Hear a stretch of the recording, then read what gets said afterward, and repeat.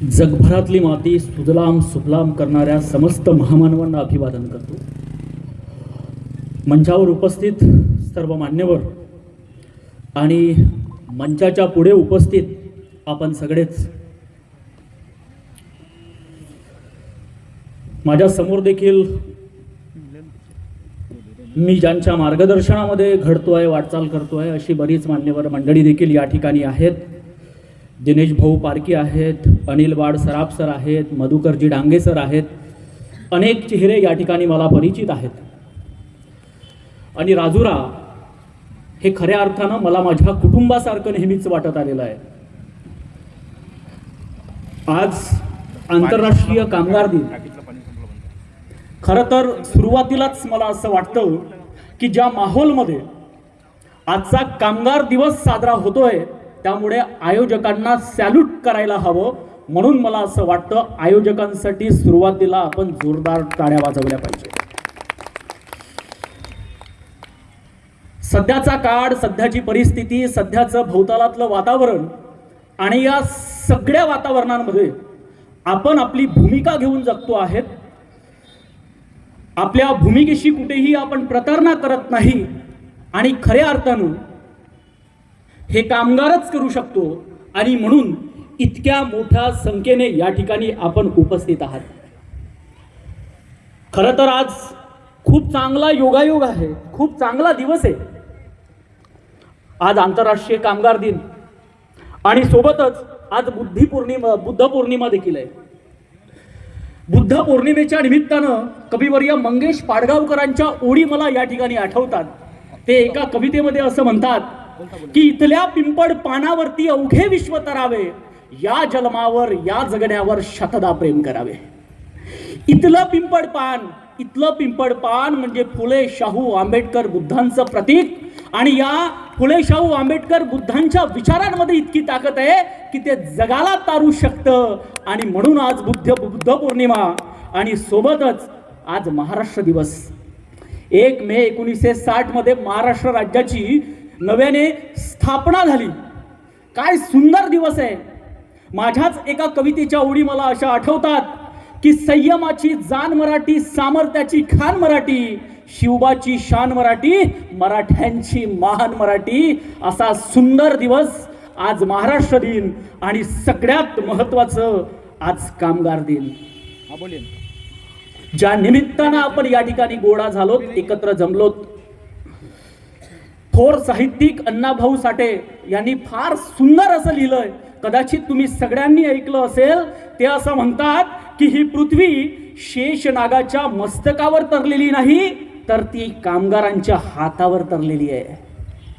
खऱ्या अर्थानं ही पृथ्वी, या पृथ्वीचा डोलारा जर कोणी वाहत असेल तर आपण सारे कामगार बांधव आहेत. आणि म्हणून आजचा दिवस हा मला अत्यंत महत्त्वाचा वाटतो. आणि याच दिवसांची सुरुवात करताना मला या ठिकाणी नारायण सुर्वेंची कविता देखील त्याच पद्धतीनं आठवते. त्या कवितेतला एक अत्यंत महत्त्वाचा शब्द आहे, थोडासा गुन्हा करणारे. थोडासा गुन्हा करणारे म्हणजे काय? मी कामगार आहे, मी माझ्या हक्क आणि अधिकारांसाठी बोलूच नाही. किती दिवस आम्ही आमच्या सहनशक्तीचा, शोषितपणाचा याच वातावरणामध्ये आपण राहणार आहोत. आणि म्हणून नारायण सुर्वे म्हणतात मी थोडासा गुन्हा करणार आहे. ती कविता काय आहे? अत्यंत महत्वाची कविता आहे. ते म्हणतात की रोजी रोटीचा सवाल रोजचाच आहे, कधी फाटका बाहेर, कधी फाटका आत आहे. कामगार आहे मी, तडपती तलवार आहे. सारस्वतानो मी थोडासा गुन्हा करणार आहे. थोडे सोसलेले, पाहिलेले, राहिलेले, झोकलेले आहे. माझ्या जगाची एक गंध वेनाही त्यात आहे. केव्हा चुकतो, मुकलो, नवे शिकतोही आहे. जसा जगत आहे मी तसाच शब्दात आहे. रोटी प्यारी खरी आणखी काही हवे आहे. याचसाठी माझे जग राजमुद्रा घडवीत आहे. इथूनच शब्दांच्या हाती फुले ठेवीत आहे. इथूनच शब्दांच्या हाती खडगे मी देत आहे. आणि शेवटची ओळ अत्यंत महत्वाची आहे. नारायण सुर्वे म्हणतात एकटाच आलो नाही, मला युगाची ही साथ आहे. कामगारांनो, मी एकटाच आला नाही, मला युगाची ही साथ आहे, सावध असा. तुफानाची ही सुरुवात आहे, कामगार आहे, मी तडपती तलवार आहे, सारस्वतानो मी थोडासा गुन्हा करणार आहे. आता हा गुन्हा कुठला? नारायण सुर्वेंना गुन्हा काय अपेक्षित आहे?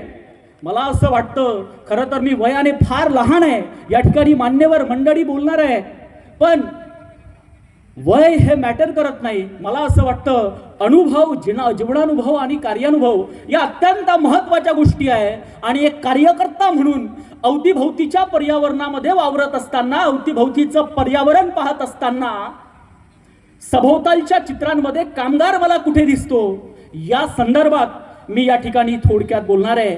आज खरं तर 136वा कामगार दिवस या ठिकाणी आपण साजरा करत आहे.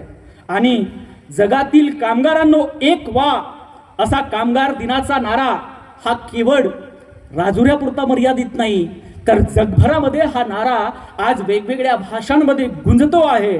औद्योगिक क्रांतीनंतर कामगार आणि मालक या दोन वर्गात मानव समाज विभागला गेला आणि त्यानंतर उद्योगांसाठी भांडवल असणारे ते सगळे मालक झाले. आणि औद्योगिक क्रांतीनंतर खऱ्या अर्थानं कामगारांच्या भरोशावर जे सगळे मालक झाले आणि आपण कामगारच झालो. आणि कामगार काय, कामगार नेमका काय करतो? श्रमाने, शिस्तीने, एकजुटीने राबून उत्पादित केलेल्या मालावर कामगारांचा कोणताही हक्क आणि अधिकार मात्र आपल्याला नसतो. मालकाने दिलेली मजुरी एवढ्यापुरताच आपला हक्क. आणि म्हणून 16 ते 18 तास राबूनही आपण आपल्या कुटुंबाला पोटभर खायला देखील मिळत नाही, आपल्याला अंगावर कपडे देखील आपण घेऊ शकत नाही, अशी कामगाराची अवस्था आहे. या ठिकाणी WCL चे कामगार आहेत, त्यांची परिस्थिती थोडी बरी आहे. हे त्यांना लागू होत नसलं तरी 18 पगड जातींचे वेगवेगळे ठिकाणी काम करणारे वंचित, बहुजन, दुर्लक्षित, अतिदुर्गम भागांमध्ये काम करणारे लोक आहे, अजूनही 18-18, 20-20 तास काम करतात.